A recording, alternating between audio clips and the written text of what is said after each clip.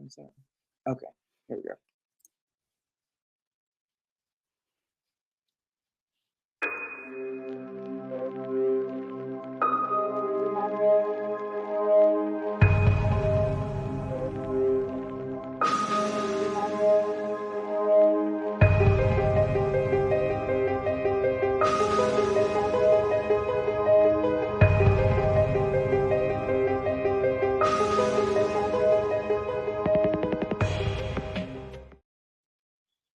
Hi, Hi.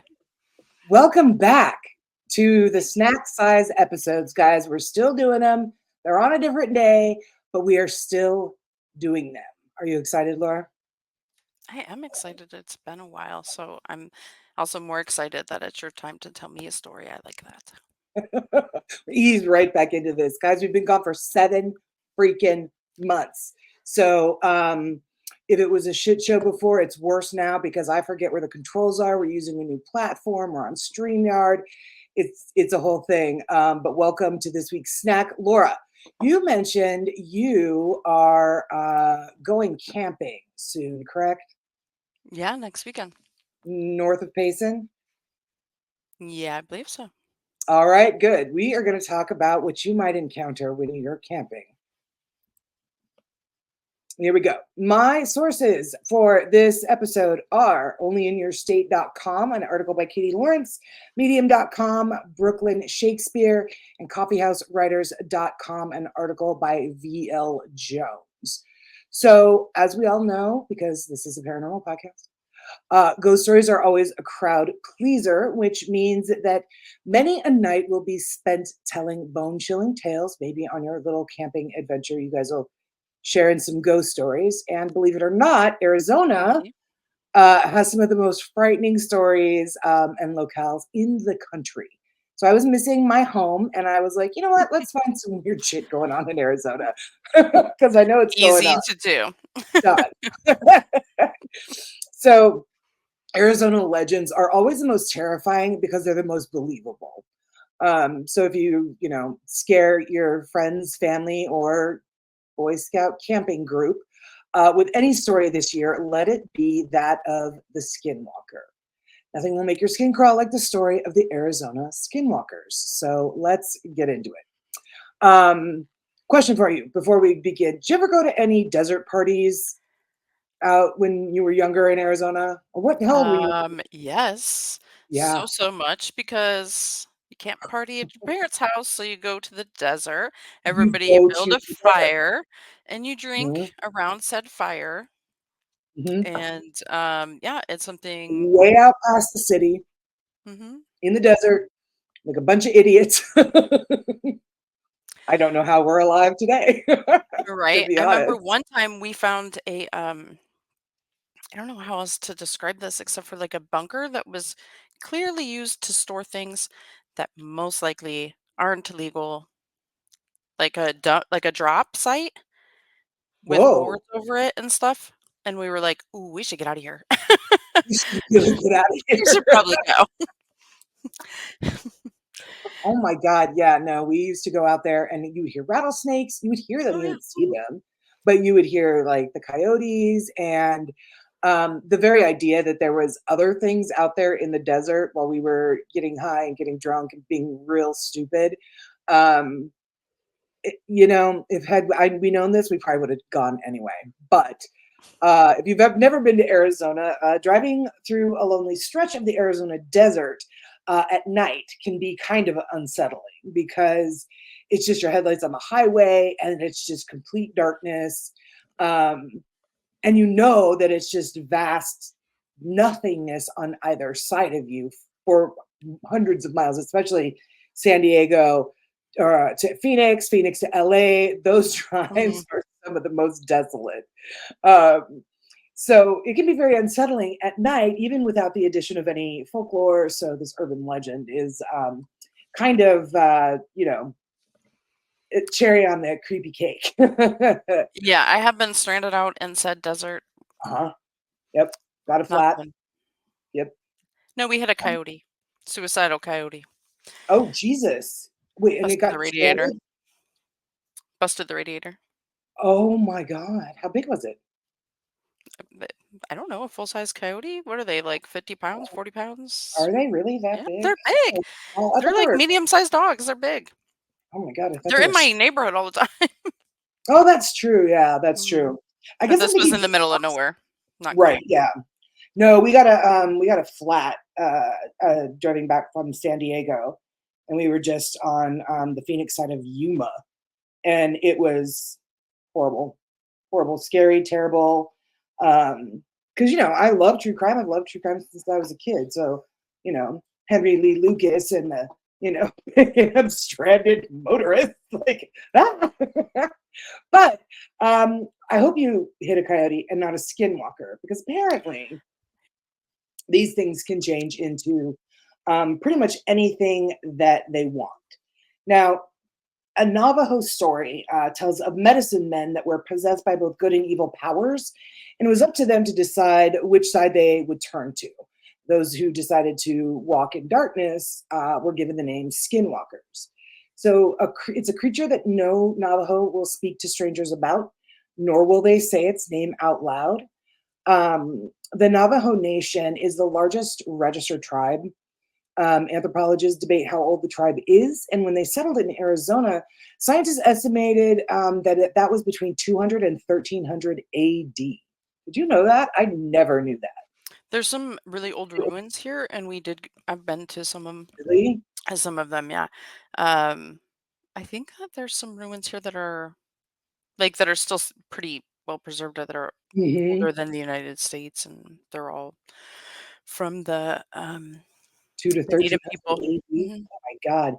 So this leaves no doubt, obviously, that the Navajo is an ancient tribe. I had a lot of Navajo friends when I was growing up, and they I didn't know about skinwalkers to ask them, but I would have because I'm nosy like that. My I've whole life. talked to some Navajo about the Skinwalkers. Yeah, are they like reticent to talk? 100% belief. They Yeah, have no mm-mm, and they're like they have personal stories. They Yeah, yeah, everybody that I've talked to about it that is, and they're willing to talk to you. mhm. Oh, really? Wow. Okay. Um, so I don't it think it's like what it was maybe. Like, they maybe don't, I don't know that they advertise it, but you know what I mean? They're right. Yeah, not like, "Come, talk to me," like, right here. talk to me about skinwalkers. They don't have a podcast.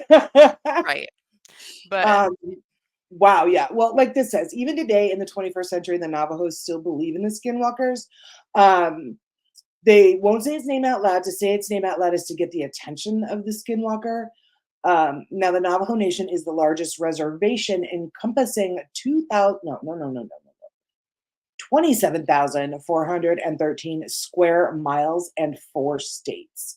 So, Arizona is home to the Navajo tribal capital of Window Rock and a hot spot for skinwalker sightings. So, Window Rock, Sedona, and Flagstaff area have the most skinwalker sightings.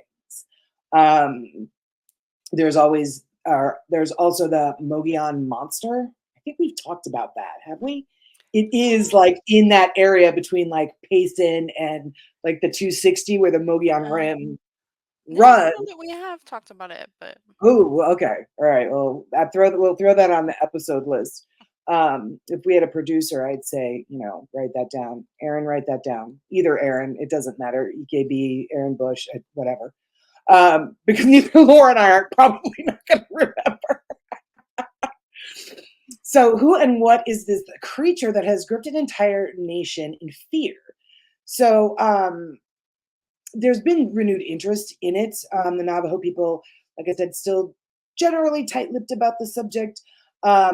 Information about the skinwalker is sparse and pieced from sightings of the dreaded monster.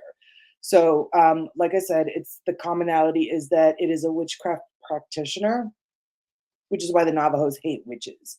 It's taboo because it is a witch that practices the black arts using that magic to become a skinwalker. To become a skinwalker, the witch must kill a family member. That horrible deed gives the witch the power to become a shapeshifter. Can you imagine someone in your family craving so much power that they would kill you to get it? no, but I mean, I have that some stuff family happens all the members time. I've had. Usually it's money, but yeah. Right. Yeah. I have some family members that I'd be like, yeah, I can see them doing that. Ones that I'm not really friends with anymore. I could see Mm-hmm. that. Yeah. Even worse, if you lock eyes with the witch, they can steal your human form. Skinwalkers read and control minds, make you do and say things you wouldn't do if you were in control. They destroy property, cause disease, and eventually death. Sounds like a lovely party. Um, so the skinwalkers would also taunt you with noises on the outside of your homes. They would knock on windows, make scraping sounds on the roof, and sometimes peek at you through the windows. Ew. That's gross. I don't know. They're scratching on my roof now. I'm like, oh Jesus. um, so it's no wonder that people don't really like to talk about the skinwalker. The possibility of crops destroyed or your family cursed would make anyone hesitate to discuss these creatures. Now they can also shapeshift into animals, and one would not be able to tell the difference between from a skinwalker and a host. The host of whatever shape they've taken, except for the eyes. So I guess skinwalkers' eyes differ from their animal host. Their eyes glow with an unnatural, brilliant gold light, telling you it wasn't human. What color were the coyote's eyes? We were going 75. I didn't see the eyes. I barely saw the coyote. Okay, all right. Well, we'll just assume it was just a coyote. I hope so. The skinwalker can also control animals to make the animals do their evil work on moonless nights, whether it's to kill someone or spy on them. So, got to keep a sharp eye on Humphrey and Eddie and Chewy, Leia and Tater, and be like, reports from far and wide note that people have seen terrifying half man, half beasts attempting to get into their vehicles or have noticed other vehicles simply disappear on an otherwise desolate road. As you turn to investigate, you come face to face with a mutilated half human creature, the Skinwalker. These entities are believed to possess the power to shift their physical form, and encountering them can be a harrowing experience. Stories recount high speed interruptions where skinwalkers attempt to rip the flesh off their victims' bones, causing overwhelming sense of dread and terror. Fair, that would Yeah. be accurate. That would be accurate. I guess National Geographic did a reality series that was titled Navajo Cops in 2012. Did you Really? ever? Uh-uh. Yeah. It was about a skinwalker on the loose, and it gave people a look into a magical culture hard for outsiders to believe is real. Navajos being so closed-mouthed about the skinwalker makes it difficult to learn more about the creature. So you've got Bigfoot, the Alabama white fang. Have you heard of this? The Alabama white fang. Neither have I. Mothman, Love Mothman. Mothman, and the Jersey Devil, to name a few cryptids, already haunt the land. All we need is the skinwalker to be on the loose in the desert. Dude. Nope, never going outside in Arizona again, ever, ever, ever. The haunted Southwest desert is rich in superstition. Its myth and lore provides a plethora of spooky tales. Many Arizonans may have seen the skinwalker but didn't recognize it. Ever have one drunk friend at those desert parties that was acting just One. a little too, Oh, you're cute one. but that was acting just a little too fucking weird? Well, fair. Might have been me. I'm not. Look, sorry. Moving on. Um, but think about it. Arizona has stories and tales of cryptids reported all the time, which Mm. frankly, I have never. I'm a native Arizonan. Never heard of any of these sightings ever. Have No, you? not the cryptids. Mm-mm. Aliens.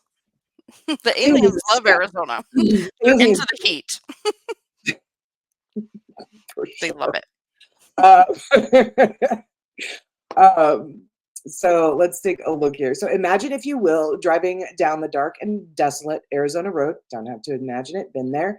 There's a sudden tapping on your window, and you turn your head to look.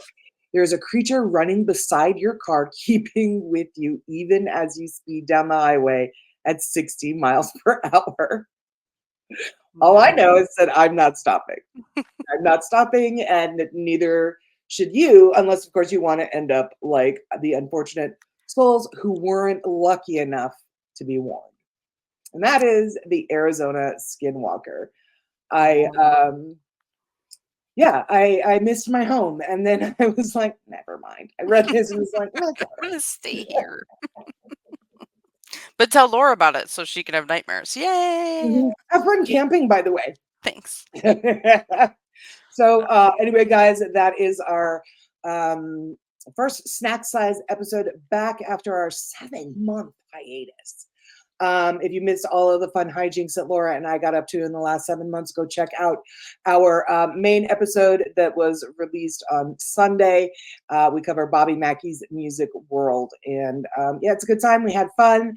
And to that end, Laura is next week. Do you have your story selected for next week? Are you excited about it?